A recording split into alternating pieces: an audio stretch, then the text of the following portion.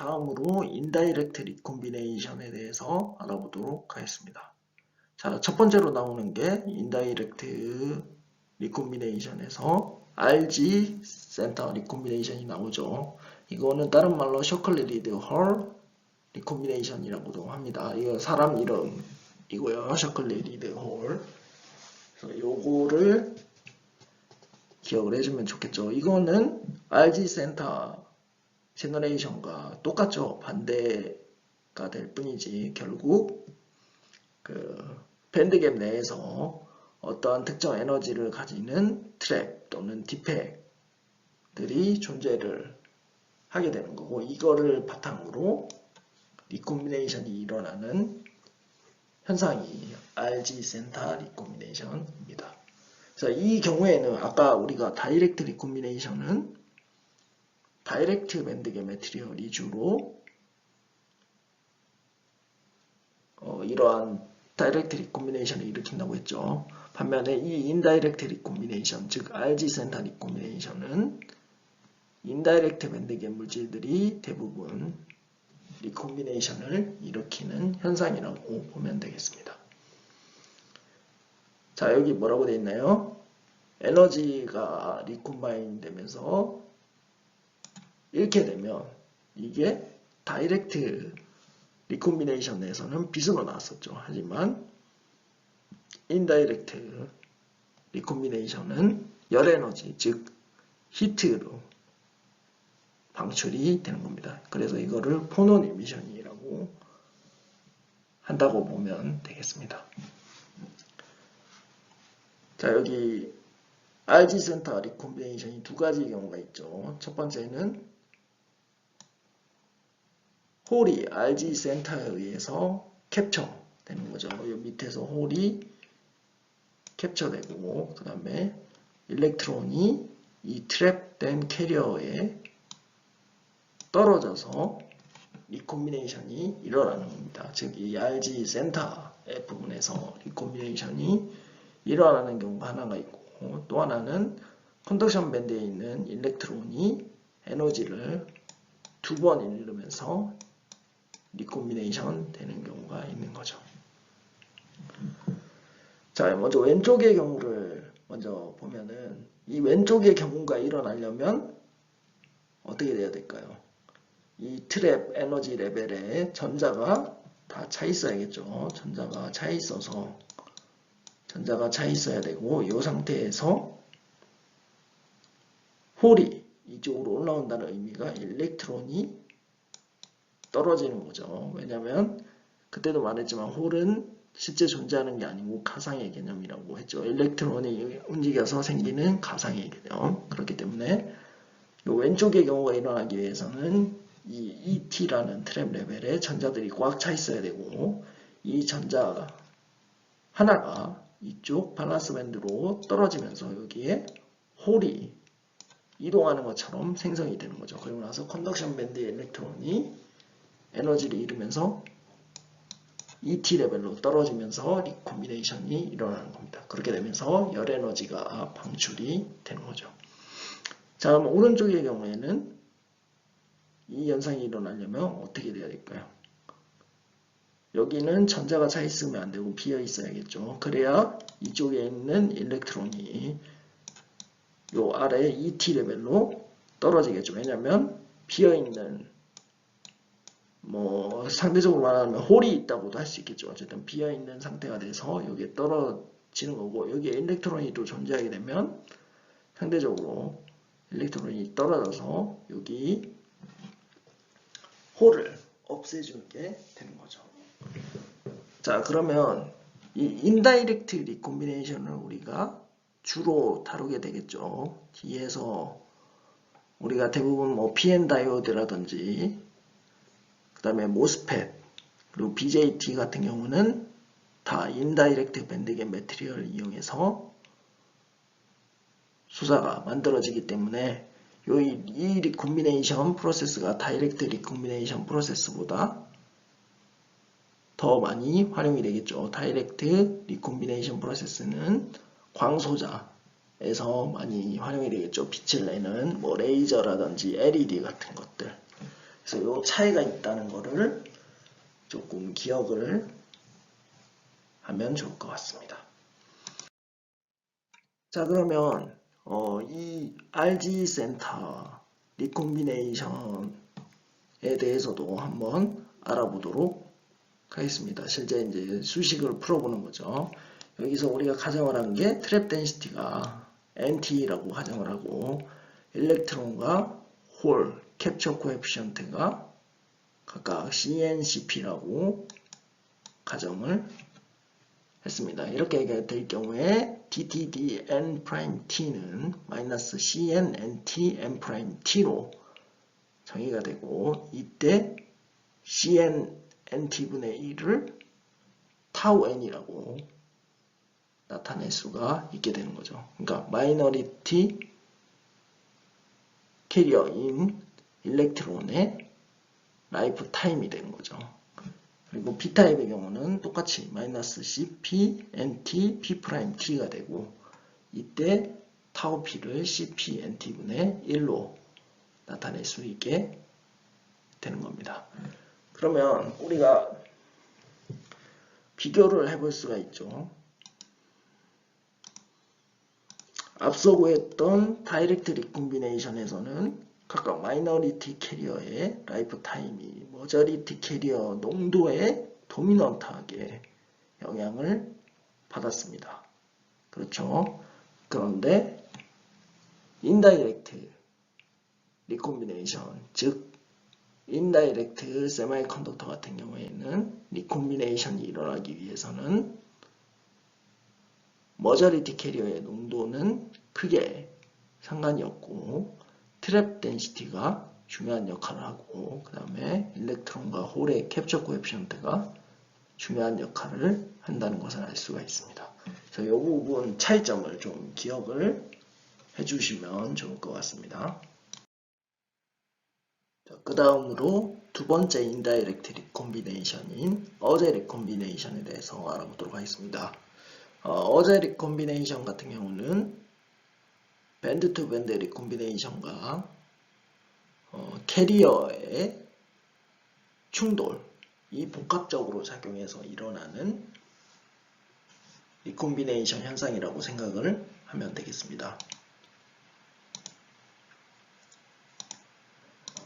자, 여기 첫 번째 컨덕션 밴드에 있는 전자 하나가 밸런스 밴드로 에너지를 잃으면서 이렇게 떨어져서 재결합을 하게 됩니다. 이때 이 에너지가 열 에너지나 뭐 빛 에너지로 방출되는 게 아니고 주변의 전자에 전달이 되는 거죠. 그렇게 되면 이 에너지를 받은 전자는 더 높은 에너지 상태로 올라가게 되고 이렇게 올라가게 되죠. 올라가게 되고 그리고 나서 계단 형식으로 이렇게 떨어지죠. 이 말이 뭐냐? 열로 에너지를 방출하면서 원래 위치로 떨어진다는 얘기입니다. 그래서 에너지를 받아서 굉장히 에너지틱한 일렉트론은 에너지 상태가 여기라고 해야 되나요? 높은 에너지 상태로 간 다음에 어떤 조그만한 스텝으로 히트, 열을 방출을 하면서 에너지를 잃고 원래 자리로 돌아가는 거죠. 이 연 에너지를 생성을 하려면 당연히 크리스탈 레디스와 충돌을 해야겠죠. 그래서 계속 충돌을 하면서 연 에너지를 조금씩 잃으면서 원래의 컨덕션 밴드 위치로 돌아오는 현상을 가지는 게 어제 리콤비네이션입니다. 자, 이게 어느 때 많이 일어나는 현상이냐면 컨덕션 밴드에 일렉트론의 컨센트레이션이 높을 때 이 어제 리콤비네이션이 도미넌트하게 발생을 한다고 생각을 하면 되겠습니다. 자, 우리가 총 6가지의 리콤비네이션 제너레이션 프로세스에 대해서 배웠습니다. 밴드 투 밴드 제너레이션, 그리고 RG 센터 제너레이션, 임팩트 아이오나이제이션 제너레이션 프로세스, 그리고 밴드 투 밴드 리콤비네이션, RG 센터 리콤비네이션, 오제 리콤비네이션에 대해서 배웠었죠. 자, 그럼 이렇게 여러 가지 제너레이션, 리콤비네이션 프로세스가 있는데 이러한 것들이 한꺼번에 다 동일하게 발생하진 않겠죠. 그래서 이게 어떻게 도미넌트한 게 결정이 되냐, 그거는 컨디션에 따라서 달라집니다. 외부 컨디션이든 내부의 컨디션이든 이 컨디션에 따라서 도미넌트해지는 리콤비네이션 제너레이션 프로세스가 결정이 되는 거고, 그 도미넌트해진 리콤비네이션 제너레이션 프로세스는 발생 비율이 증가하게 되죠. 자, 예를 들어서 외부에서 세미컨덕터에다가 빛을 조여준다. 그러면 어떤 프로세스가 일어날까요? 밴드 투 밴드 제너레이션 프로세스가 일어나죠. 포토 제너레이션이라고도 하는데 그 프로세스가 도미넌트하게 발생을 하는 거고, 만약에 세미컨덕터 내에서 하이얼 일렉트릭 필드가 걸리는 영역이 있다. 그렇게 되면 뭐가 도미넌트해질까요? 우리가 앞에서 공부를 했었는데 임팩트 아이오나이제이션이 도미넌트해집니다. 그래서 이 임팩트 아이오나이제이션에 의해서 제너레이션, 일렉트론과 홀이 제너레이션이 되는 거죠. 그리고 마지막으로 세미컨덕터가 굉장히 높은 농도로 도핑이 되어 있다. 그러면 오제 리콤비네이션이 발생을 하게 되는 겁니다. 이 오제 리콤비네이션은 캐리어 콘센트레이션이 증가하면 증가할수록 발생하는 비율이 증가하게 되는 거죠. 자, 그러면 일렉트릭 필드가 낮고 논 디제너레이트 세미컨덕터가 룸 템퍼러처에 놓여져 있을 때 어떠한 리콤비네이션 제너레이션 프로세스가 도미넌트 할까요? 서멀 밴드 투 밴드일까요? 아니면 RG 센터일까요? 자, 실리콘 세미컨덕터에서는 RG 센터 프로세스가 도미넌트해집니다. 왜냐하면 세미컨덕터는 인다이렉트 핸드계 물질이죠. 그래서 다이렉트 리콤비네이션보다 RG 센터 리콤비네이션 또는 RG 센터 제너레이션이 더 잘 발생을 하게 되겠죠.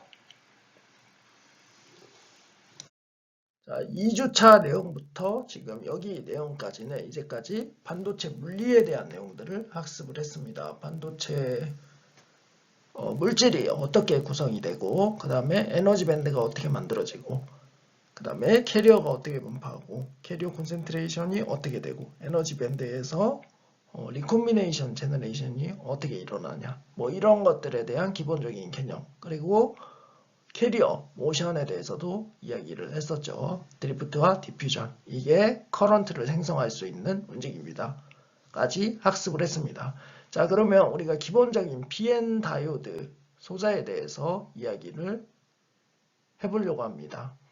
이제까지 배웠던 내용들을 바탕으로 PN 다이오드 소자 내용들을 배우게 될 텐데요. 자, 첫 번째로 바이어스를 인가하지 않고 P타입 세미컨덕터와 N타입 세미컨덕터가 붙였을 때 어떠한 현상이 일어나는지를 살펴볼 겁니다. 자, 그 전에 PN 접합 다이오드에 대한 설명부터 시작을 해보도록 하죠. 자, 그럼 PN 정션이 뭘까요? PN 정션은 쉽게 말해서 N타입 세미컨덕터와 P타입 세미컨덕터를 같이 붙인 소자라고 생각을 하면 되겠습니다. 그러면 그거를 PN 정션 다이오드라고 하고, 이 PN 정션 다이오드는 일반적으로 투 터미널 디바이스고, 자, 여기 뭐라고 되어 있나요? 전류를 한 방향으로 올리고 한 방향으로는 흘리지 않아서 렉티파잉, 즉 전류 특성, 전류 IV 특성을 보인다고 할 수가 있습니다. 여기에 각각 P와 N이 되는 거고, N에는 어떻게 되냐면 포스포러스라는 도너를 도입해서 전자가 존재하고, 이 포스포러스는 플러스 차지의 도너 이온이 되는 거죠. 그리고 보론 같은 경우는 홀이 이렇게 생성이 되는 거고, 보론은 네거티브의 옵세터 이온으로 작용을 하죠. 그래서 요거를 기호로 표시하면 이렇게 표시하고, 이쪽 B쪽 영역을 에노드, N쪽 영역을 캐소드라고 부릅니다. 그리고 당연히 PM 방향으로 이렇게 전류가 흐르니까 기호도 이런 식으로 표시가 되고, 여기 짝대기를 붙이게 되는 거죠. 그럼 PN 다이오드에 우리가 볼테이지를 걸었을 때 전류가 어떻게 되는지 살펴보면 이렇게 됩니다. 볼테이지가 0보다 작을 때, 0일 때는 이퀴리브리엄 컨디션 상태라고 하고, 이때는 뭐 디플리션 리전, 빌트인 포텐셜이라는 게 내부적으로 자동으로 생긴다는 것을 설명을 하는 거고요. 그리고 이 볼테이지가 0보다 작을 때를 리버스 바이어스 영역이라고 하고, 이때는 정션 캐패시턴스라고 해서 CV 특성이 나타나게 됩니다. 그러니까 이 커런트는 보시면 거의 변화가 없죠.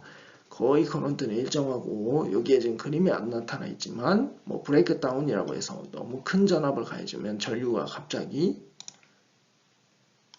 이렇게 훅 증가하는 영역이 나타나기도 합니다. 이 브레이크 다운 현상은 뒤에서 다룰 거니까 이런 게 있다라고 생각을 하시면 되고, 그리고 볼테이지가 0보다 큰 포워드 바이어스, 이쪽 오른쪽 영역이죠. 이 영역에서는 IV 특성이 중요하죠. 커런트가 굉장히 기하급수적으로 증가를 하죠. 그래서 아이디어란 경우에는 전류가 이렇게 잘 안 그려졌네요. PN 다이오드가 아이디어하게 잘 동작하는 경우는 이렇게 되는 게 좋겠죠. 그러니까 전압이 0보다 작을 때는 전류가 완전 0이 돼서 꺼지고, 그다음에 0보다 클 때는 갑자기 탁 켜지고. 그래서 PN 다이오드는 주로 한쪽 방향으로 전류를 흘리는 용도로 많이 사용을 하고요. 그리고 스위치로도 사용을 합니다. 근데 이제 좀 여기에서 벗어나서 추가적으로 더 얘기를 하자면, 이 PN 다이오드는 포토 디텍터, 즉 광 센서나 태양전지로도 활용을 하는데, 태양전지나 광 센서로 동작을 시킬 때는 바이어스를 어디에 두느냐에 따라서 사용 어플리케이션이 달라지게 됩니다. 예를 들어서 이쪽 리버스 바이어스 영역에 바이어스 전압을 걸어주고 사용한다. 그러면 광 센서로 사용하는 거고, 그다음에 이쪽 3, 4분면이라고 해야 되나요? 이쪽 영역에 소자 바이어스를 가해주고 사용하면 태양전지를 사용하는 경우가 되겠습니다. 그래서 이러한 것이 PN 다이오드다라고 생각을 하면 되겠습니다. 자, 앞선 슬라이드에서 우리가 PN 정션 다이오드가 어떻게 이루어져 있는지, 그리고 어떻게 만들어지게 되는지, 그리고 동작을 어떻게 하는지, 그 다음에 전압 영역에 따라서 각각 어떠한 특성들을 볼 수가 있는지에 대해서 간략하게 알아봤었죠.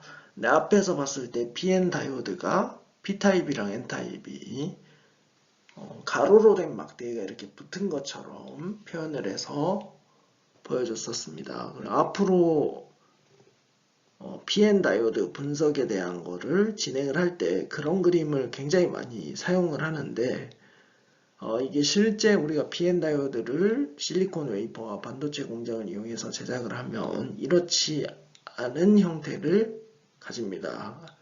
그래서 이제 본격적으로 PN 다이오드에 대해서 분석을 하기에 앞서서 과연 실제로 PN 다이오드 소자가 어떻게 대략적으로 구성이 되고 만들어지는지 알아보도록 하겠습니다. 여기 표현이 되어 있죠. PN 정션 다이오드는 fabricate using ion implantation or diffusion이라고 되어 있습니다. 그러니까 PN 정션 다이오드는 반도체 공정 중에서 이온 임플란테이션 또는 열에 의한 디퓨전 공정에 의해서 제작이 됩니다. 자, 일반적으로 우리가 공정을 살펴보면 좀 더 복잡한 공정들이 쭉 나열되어 있을 텐데 그냥 간략하게 어떻게 pn 정션이 만들어지는지 여기 그림에서 좀 표현을 했습니다. 일반적으로 우리가 알고 있는 실리콘 웨이퍼는 대부분 P타입 웨이퍼이면서 도핑 농도가 굉장히 낮은 웨이퍼입니다. 그래서 요거를 P타입 웨이퍼가 이렇게 쭉 놓여 있다고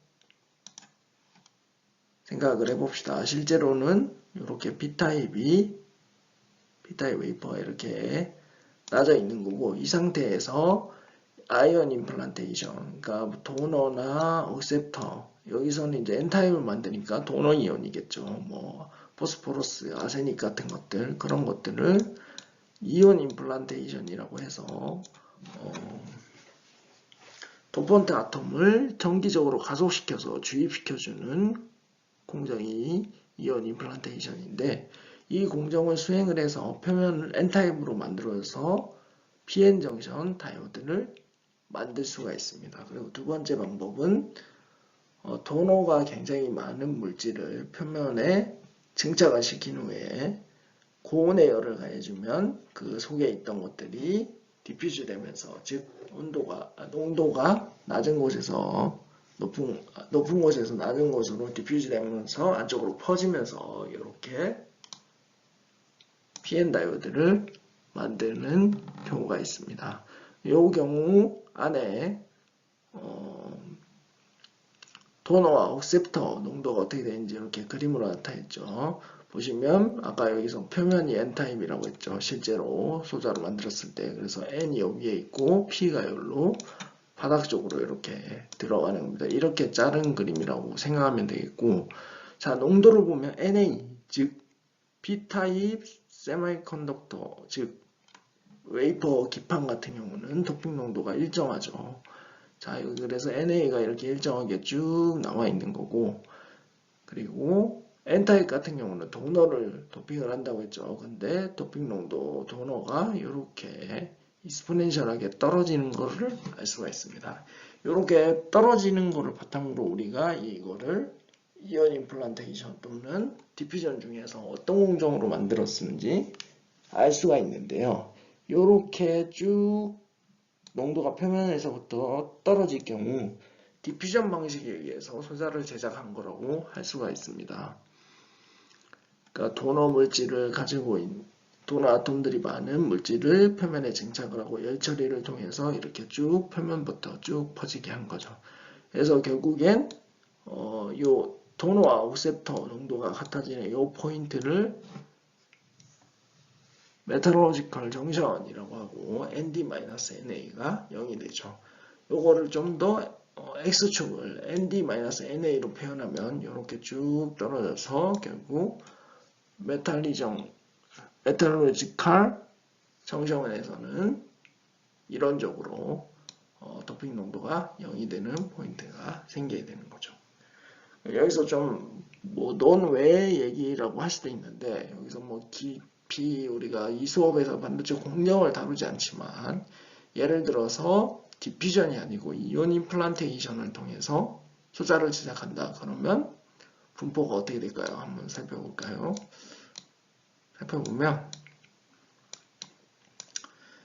자, 일단 P타입 기판에 억셉터 이온은 이렇게 쭉 똑같이 이렇게 하게 됩니다. 대신에 이온 임플란테이션을 하게 되면 도펀트가 어떻게 되냐, 이렇게 가우시안 분포로 형성이 되게 됩니다. 그래서 이쪽이 메탈로지컬 정션이 되는 거고 굉장히 쉘로우하게 만들 수 있는 장점이 있다는 게 또 큰 장점이고요.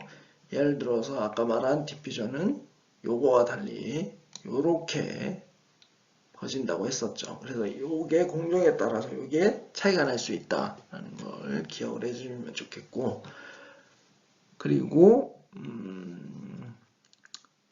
아이디얼한 PN 정션은 크게 두 가지 형태로 정션이 이루어지게 됩니다. 첫 번째는 어브럽트 정션 또는 스텝 정션이라고 하는 건데, 이걸 앞으로 PN 정션 다이오드를 분석할 때 이 물리전자공학 수업에서는 스텝 정션으로, 즉 어브로트 정션을 형성했다고 가정을 합니다. 여기 아이디얼 케이스를 보면 계단처럼 이렇게 도핑 농도가 분포가 되죠. 이 도핑 농도로부터 뭘 알 수 있냐? ND-NA로 표현하죠. ND-NA로 표현하는 거는 ND 도너 이온이 플러스 차지를 띠기 때문에 ND-NA로 표현하는데 여기 지금 마이너스로 가 있죠. 즉 이 말은 뭐냐면 이쪽 표면이 P타입이라는 얘기입니다. P타입이고 이쪽 바깥쪽이 N타입이 된다는 얘기죠. 왜냐하면 ND-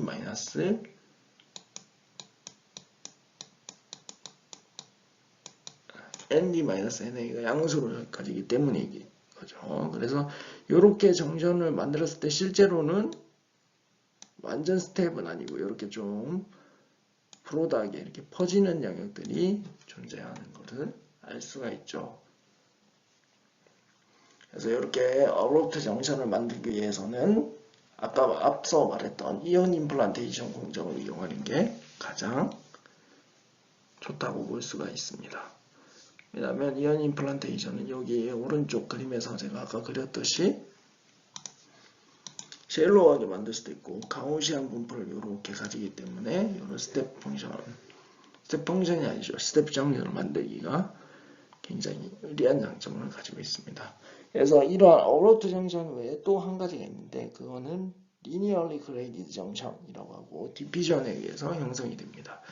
디퓨전은 제가 아까 뭐라고 했나요? 표면에서부터 열처리를 통해서 자연적으로 도펀트들이, 그러니까 일렉트론이 아니죠. 도펀트들이나 도펀트가 도너죠. 어쨌든 도너랑 어셉터를 이렇게 리니어하게 쭉 퍼지게 만드는 겁니다. 그래서 아이디어라는 경우는 이렇게 쭉 올라가는 식으로 리니어리 그레디드 정션을 형성을 하죠. 실제로는 이렇게 꺾이는 식으로 나타나지만, 그래서 크게 이 두 가지 경우에 PN 정션이 만들어질 수가 있게 됩니다. 하지만 이 수업에서는 우리가 주로 다루는 것은 어브로트 정션이고, 요 리니어리 그레이드 정션 같은 경우는 추후에 다른 수업에서 다룰 수가 있겠죠. 왼쪽에 어브로트 정션이 기본적인 베이스이기 때문에 이거를 추후에 계속 활용을 할 겁니다. 자, 이번 주 강의는 여기까지 진행하는 걸로 하겠습니다. 그리고 다음 주부터 이제 본격적으로 PN 접합이 됐을 때 일어나는 현상들에 대한 이야기를 해보겠습니다. 자, 혹시 강의 관련해서 문의사항이 있으면 이메일을 통해서 문의를 주시거나 아니면 스마트학습관리 시스템에 질문을 남겨주시기 바랍니다. 수고했습니다.